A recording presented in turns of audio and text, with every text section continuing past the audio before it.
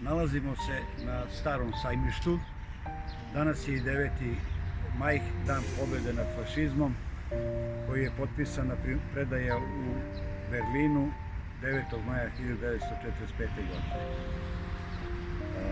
1936. naši industrijalci su ovde i bogati trgovci podigli 5 paviljona sa ovim centralnim tornjem.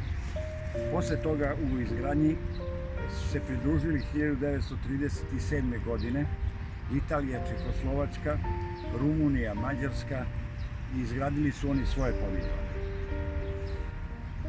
11. septembra 1937. je otvoren prvi Beogradski sajam.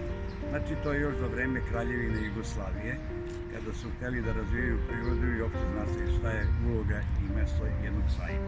Međutim, život piše svoje romane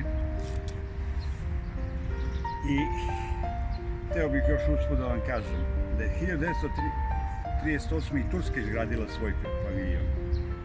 Prvi TV program 1938. je bio upravo odavde iz ovih paviljona i emitovalo ga Philips kompanija holandska. 1938. Čehoslovačka Škoda je izgradila jedan toranj u visini od 74 metra gde su planirali za obuka padovranaca. I kao što rekao, život piše romane, počinje Drugi svetski rat. 6. aprila počinje bombardovanje Beograda. U bombardovanju Beograda 6. aprila stradali su svi objekti koje su zidala industrijalci naši i trgovci. Osim ove kule koja je bila oštećena. U bombardovanju starog sajmišta stradalo je i poginulo, nema tačnog broja, ali u svim predanjima i stoji da je to od 80 do 120 logoraša. Ovaj logor je faktično, zatvoren je 26. jula 1944. godine, logor je zvanično napušten i predat NDH, tadašnja nezavisna država Hrvatske. 1948. godine u preostale paviljone smešta se štab radnih akcija za izgradnju Novog Beograda i mosta, koji se tada zvao Most bratstva i jedinstva, ali nikako taj naziv nije prihvaćen od strane naroda i dan danas ga zovu Brankov most, ali ne po Branku Ćopiću, nego Brankova ulica dobila po Branku Radičeviću. 1951. godine paviljoni su pretvoreni u stanove za socijalno ugrožene i dati su na korišćenje udruženje likovnih umetnika Srbije. Sadašnje stanje starog sajmišta se nije ništa bitno promenio još od ratnih uslova. Zašto? U društvu postoje dve struje. Jedni su da se izgradi ovde jedan memorijalni centar koji bi imao i opersku dvoranu na obali Save, a drugi su opet za jednu savremenu i urbanu sredinu i urbanizaciju. Naravno, tu se prelamaju da li uopšte, jer mi gde sad stojimo na nečijim kostima. Jer stradalo je ovde kroz logor koji je bio u stvari sabirni logor gde je Gestapo i Nemci sve su dovodili ovde i tu su oni, pored ovih zidanih objekata, pravili drvene barake koje su isto srušene bombardovanjem 6. aprila. Ne bombardovanje 6. aprila, nego u 1944. godini kad je bilo bombardovanje saveznika.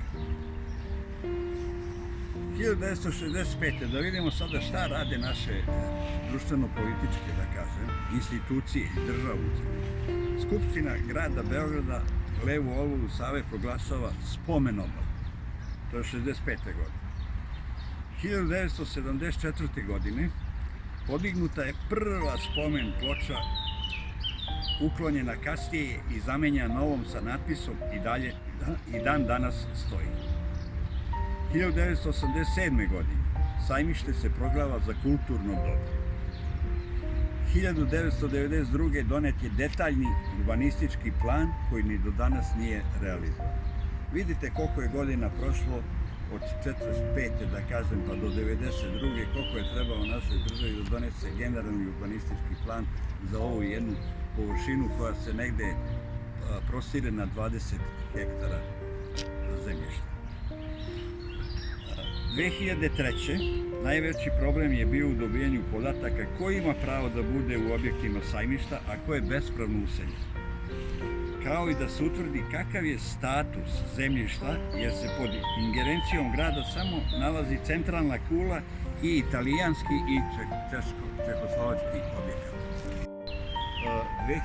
2006. godine održana je manifestacija u Narodnom muzeju. Staro Beogradsko sajmište 3+1. Znači sajmište, stratište, utočište i upućen je apel da se sajmište obnovi, da mu se vrati izgled iz 1941. godine. 2008. godine, pošto se ovo sajmište nalazi na teritoriji Skupštine opštine Novi Beograd, donose odluku da se na mestu logora izradi muzej Holokausta. Sve ove pobrojane aktivnosti društveno, državnih institucija i tako dalje, do današnjeg dana ništa novo nije urađeno. Samo sve se svodilo na priče, obećanja bez rezultata. Danas imamo posebnu čast da razgovaramo sa gospodinom Dušanom Milenkovićem, koji je najstariji starosedeoc ovdje na Starom sajmištu. Gospodine Dušan, kako ste se vi osjećali kada ste se doselili ovdje, kakvi su uslovi bili tada i kroz vaš život do sada, koja ste vi generacije, vaš je otac stanovo, vi, deca, pa unučiti i dan danas stanovo. Kakvi su vam uslovi? Pa uslovi se nisu ništa promenili, nego smo ih mi menjali. Od te tamo 55. godine do sada današnjeg dana. Znači nismo menjali uslovi. Boreveći na, mislim, stanoveći na ovom Starom sajmištu i ostali koji su dolazili. U nužni te smeštaj gde je moj otac i majka, gde su dobili, gde su dobili stan, kod opštine Novi Beograd. U objektu koja je bila meza mostogradnje, gradio se most Bratstvo jedinstvo i svi ga zovu Branko most. A ja znam 57. kad je otvoren, kad je pušten u promet. I od tada živim, evo do dan danas. I mi svake godine poboljšavamo sami uslove gde živimo, da bi što bolje živimo. Znači, u logoru je praktično teško, da vi sami sebi ne podesite, malo poboljšate život, to bi bilo pravi logoraški život. Ma ništa, koji što se tiče stambenog dela, imate vodu, kanalizaciju, struju. To je već, taj deo je već ostao od 36. kad je bio, dok je bio tu sajam. I onda tako da smo s time, barem ne kuburimo sa time, pa se dovijamo kako ćemo da dograđujemo naša kupatila, pošto nijedan stan nema kupatila. Da bi došli do te kanalizacije, do svih tih stvari koje su potrebne da bi moglo kupatilo da napravi. Koliko sada porodica stanuje ukupno na Starom sajmištu po ovim paviljonima, bilo da su drveni, zidani, sve onako ukupno vaša procena? Pa ovo između ovog starog željezničkog mosta, ovog što je treba ide preko njega i Brankovog mosta, ajde ja da kažem Brankov most, ima sigurno jedno 500-600 porodica. Sad članovima, recimo, ajde, to bi bilo negde oko 500-600. Mislim, stanovnika, da se kaže, sa decom i sa promjenom celo. To bi bilo stanovi, da kažem, uslovno stanovi, to su kvadrature, da kažem... 25 kvadrata najveći. Nivo nekih garsonjera, manjih garsonjera. Garsonjere znaju da budu i do 30 kvadrata i jasno. Više u stvari.